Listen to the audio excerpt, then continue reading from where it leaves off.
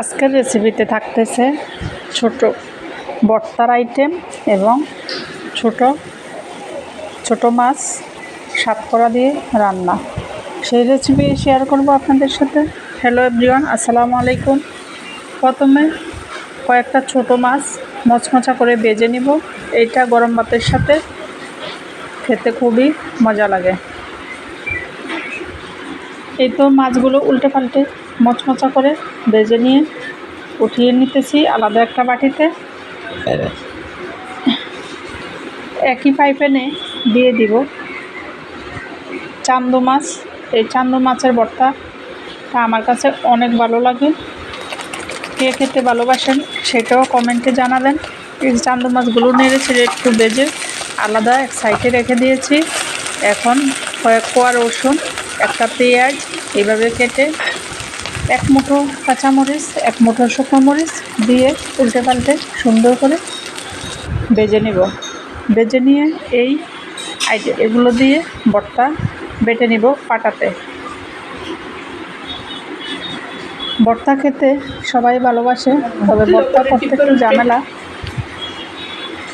একদিন ভর্তা করে 2-3 দিন খাওয়া যায়, এই একটু বেশি করে বানিয়ে নিলে।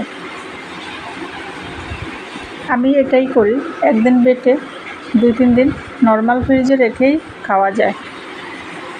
এই তো ভর্তাটা সুন্দর করে পাটাতে বেটে নিলাম, একদম ফিনিশিং করে বেটে নিয়েছি, যাতে করে এগুলা চান্দু মাছগুলো মচমচা হলে এইভাবে বেটে নিলে কাঁটাগুলো সুন্দর করে একদম পাটাতে ফিনিশিং হয়ে যায়, কাঁটা থাকে না।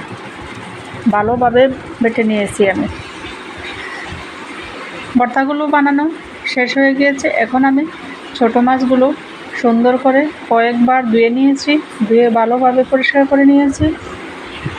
ছোট মাছগুলোকে এখন দিয়ে দিব সাতকরা। সিলেটে এই সাতকরাটা অনেক জনপ্রিয়। এই সাতকরা দিয়ে আমি ছোট মাছ রান্না করব। কয়েক টুকরো ছোট সাতকরা এভাবে কেটে দিয়েছি। এখন দিয়ে দিয়েছি এক মুঠো পেঁয়াজ কুচি, দিয়ে দিলাম রসুন বাটা, দিয়ে দিব কাঁচামরিচ বাটা। এখন গুঁড়ামরিচের মধ্যে থাকছে লাল মরিচের গুঁড়ো 1/2 চামচ, হলুদের গুঁড়ো 1/2 চামচ, ধনিয়ার গুঁড়ো 1/2 চামচ এবং জিরার গুঁড়ো 1/2 চামচ, লবণ স্বাদ মতো। তেল দিয়ে হাতে মাখিয়ে এটা একবারে বসিয়ে দিব। সয়াবিন তেল দিয়ে দিয়েছি পরিমাণ মতো।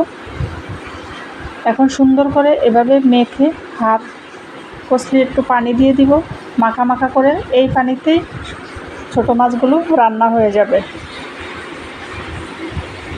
এখন দিয়ে দিব কাঁচামরিচ কতগুলা কেটে, সব কিছু দিয়ে একবারেই বসিয়ে দিয়েছি।